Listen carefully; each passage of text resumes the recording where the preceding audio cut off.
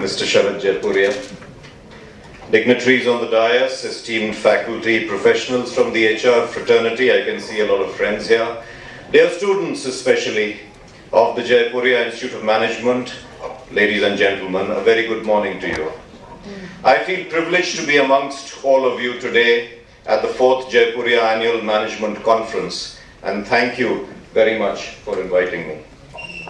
It's always a great pleasure to interact with young minds, very bright minds, and you are the future of this great country.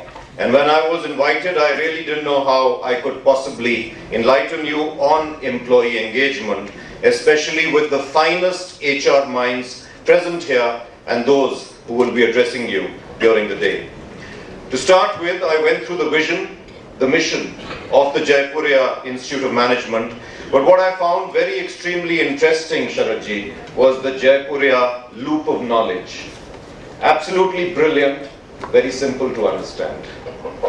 In my view, the rigors of competitive world cannot be born without the foundation of spiritual and ethical values stemming from knowledge.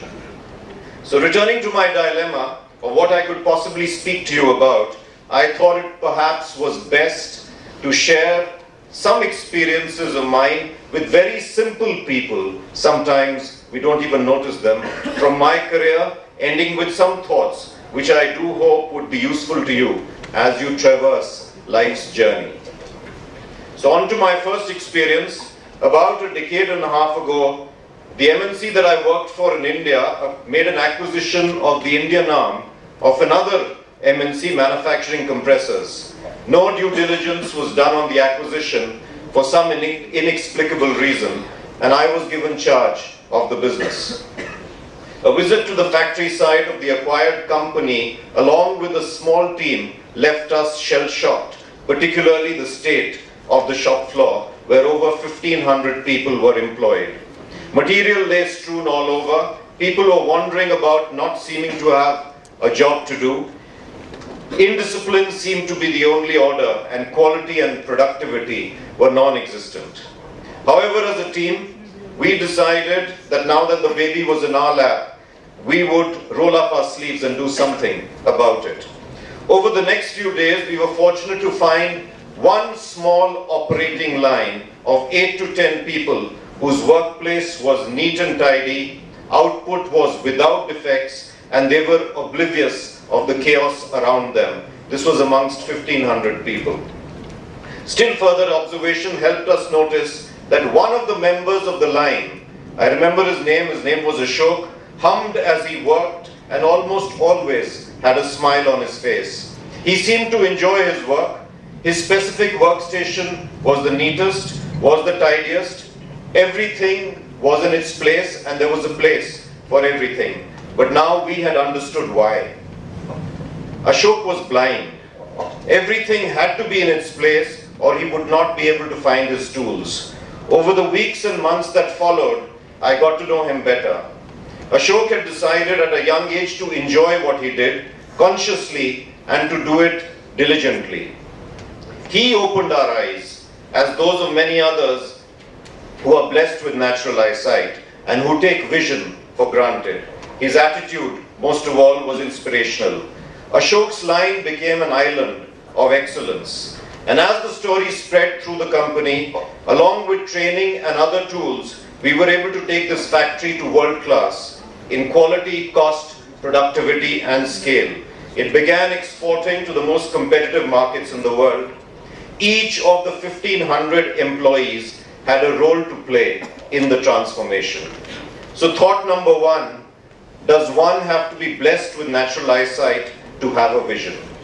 Thought number two, should we as teachers, administrators, managers or leaders first create islands of excellence and expand that sphere of excellence to the rest of the organization, or shall we try and influence the entire organization in one go? My second experience relates to when I was a management trainee many years ago in one of India's most respected steel companies. It was led at that time by India's most iconic CEOs, a Parsi gentleman by the name of Rusi Modi. a gentleman who was famous for eating 16-egg omelets every day. As you know perhaps, steel companies have coal mines. Coal mines, especially those that are underground, are extremely hazardous. One day there was an unfortunate accident in one of the mines. Several hundred workers were trapped inside. Thousands of fellow workers were agitated, and their families, quite naturally. While rescue operations started, the local politicians took advantage of the situation and matters went completely out of control. The police were called in and appropriately cordoned off the area, but the tension was palpable because the stuck miners were underground. When the CEO heard of the incident, his natural instinct was to fly to the mines immediately, a 30-minute flight from the headquarters. The local police chief forbade him not to go, fearing violence. Rusi Modi would hear none of it and asked me if I would like to come along. He said, quote, "Young man, which I was then, this could be the biggest learning of your life and will stand you in good stead," unquote. We landed at the airstrip near the mines late in the evening. The airstrip had to be lit by headlights of 30 to 40 ambassador cars. We drove past the police cordon and walked straight into the crowd. En route, Rusi Modi had explained to me as to why he was doing what he was doing. It was his colleagues who were trapped inside the mines. It was his colleagues who were agitating. What right did he have to do by sitting in office? As we were told later, a significant portion of the anger had subsided when the crowd had heard that the CEO was coming on site, despite police advice, and risking his own life, and along with mine, to land in semi-darkness. When we walked straight into the crowd, it made way. He asked for a charpai, as he often did, and sat down, called the union office bearers, and asked them to sit down beside him. Thousands of agitating workers gradually sat down as well, and he spoke to them in a very, very soothing tone, and they became calm. We stayed at the mines for 3 days until the rescue operations were completed. Fortunately, all trapped workers were safe. Rusi Modi went and individually met each and every family, ensured that the best medical treatment was provided, and apologized for the incident. As a youngster then, far from wondering if I'd ever return home safely, it was seeing one of our greatest corporate leaders in action firsthand, which was the biggest learning. So thought number 3, should a leader shy away from his very own people, especially in times of difficulty and strife? And I believe no.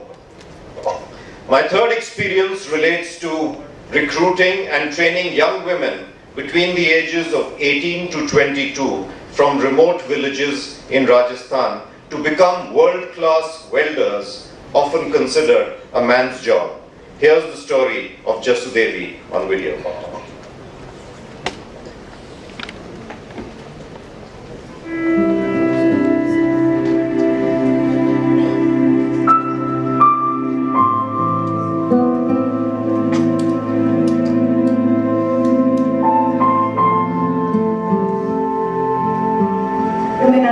छोटे से गांव गोरख से belong करती। ये मेरे लिए नहीं, मेरे परिवार के लिए खुशी की बात है कि मुझे जैसी वर्ल्ड क्लास फैमिली के साथ अपना करियर शुरू करने का मौका मिला।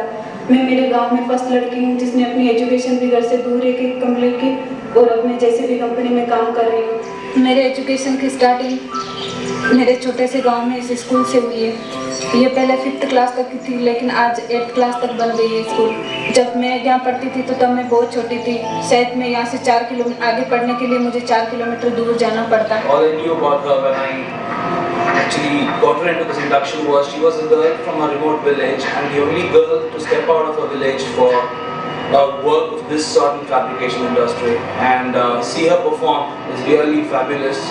And the way she's earned the nickname not only from us but from the people in UK as a lady robot is something great. It's a great achievement for us and our team.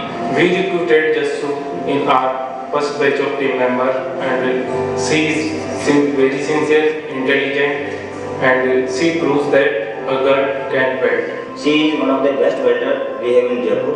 She showed dedication towards welding and that making her different from others. As a team leader, I am very proud to have her in my team. पहली छुट्टी बोरा और भी बाद में बड़ी जोधपुर तो बढ़िया बड़ी कल कंपनी हमारी नौकरी लगी बहुत बढ़िया लगी और कंपनी वाला कंपनी बहुत खुशी है कंपनी बहुत बेस्ट कंपनी है बहुत जोरदार कंपनी है JCB कंपनी में मैं नौकरी लगी ना जब ये जब खुशी हुई जसो की नौकरी लगी जसो गांव के स्कूल का मान पढ़ते तो बच्चे जो कोराड़ में जाते हैं वो पढ़ते जरा पट्टे सब लड़के साथ जाते हैं पैदल फिर बच्चा 3 साल बाद मैं बड़ा ना जो पर 3 साल पढ़ाई की बहुत बढ़िया बेटी पढ़ाई JCB कंपनी में मेरा जब सिलेक्शन हुआ तो हमें और हमारे घर वालों को बहुत अच्छा लगा और इसे लेकर गांव की और भी लड़कियां पढ़ना चाहती हैं और आगे बढ़ना चाहती हैं। मेरे मम्मी पापा अनपढ़ होते हुए भी मुझे बहुत सपोर्ट किया जिसके कारण मैं आज इस मुकाम पे पहुंच गई। She is someone who is very hardworking, has got a good adaptability to a system and a very good team worker. I wish Jasu all the best for her. The way Jasu is progressing in her induction training is making us feel proud and satisfied of our decision to have high diversity. When I see Jasu progressing well and all set and marching towards being the best welder in the batch 1, it has taken away various apprehension that ladies cannot be the best welders and cannot do the hard jobs in the shop floor. Kudos to her commitment and passion.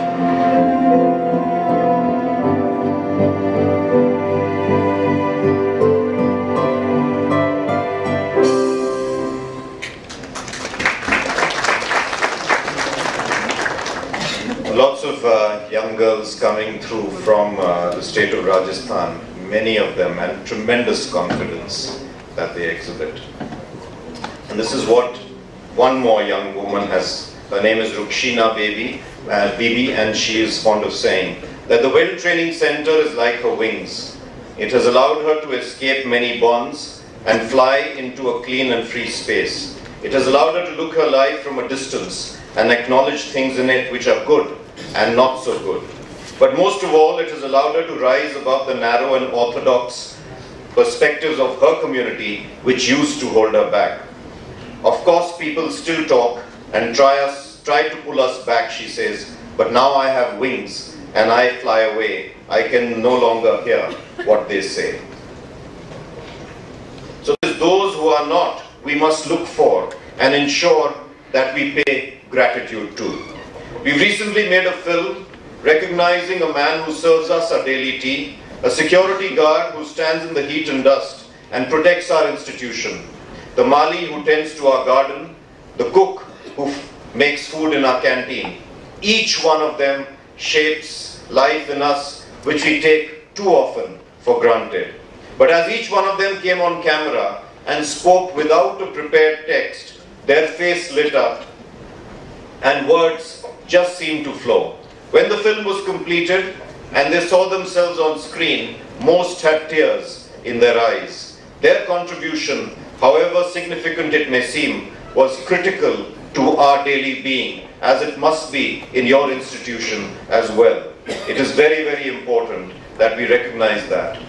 Thought number 5, isn't each role in its own context, however small or big it may be, the most critical in that context? If we didn't get food on a particular day, we would in some way not like it. I don't believe that an organization can strive for excellence if it does not provide and recognize dignity to each individual, however unskilled his or her role may be. And finally, to move to more formal HR matters, and I'm not qualified, so I quote from Claudio Fernandez Aroy's recent best-selling book. It's not the how or the what, but the who. Claudio is an Argentinian who worked with McKinsey and later with Egon Zehnder, one of the world's largest leading executive search firms. Most of you would have heard of this firm. And I had the pleasure of meeting Claudio a fortnight ago.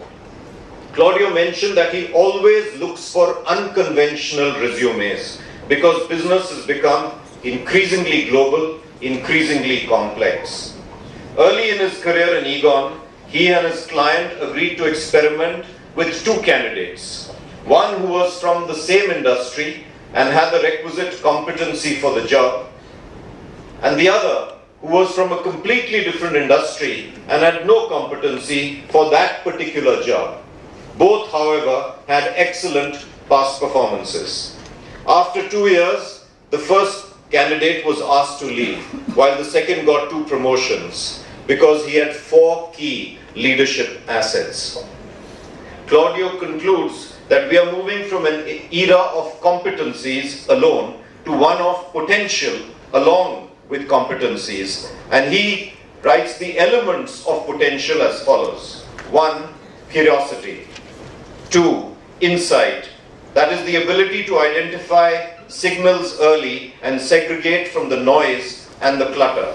3. Engagement, and we are talking about that element here, that is ability to engage hearts and minds. And 4. Determination. The first candidate lacked curiosity and insight and therefore had a low potential. To conclude, I would be remiss without a word about our teachers, and I hope a lot of faculty is present here. No words can express your contribution in our development. And I quote from George Matthew Adams, "There is no such thing as a self-made man. We are made up of thousands of others. Everyone who has ever done a kind deed for us or spoken one word of encouragement to us has entered into our makeup of our character and of our thoughts as well as of our success." Unquote. I think our teachers play the most critical role of all the thousands of others, and I do hope you will join me in giving them a very warm round of applause, please. So dear students, as you enter a different phase of life, may I take the opportunity of wishing you the very best, and also thank you once again, gentlemen on the dais, for inviting me to be amongst all of you today. Thank you very much.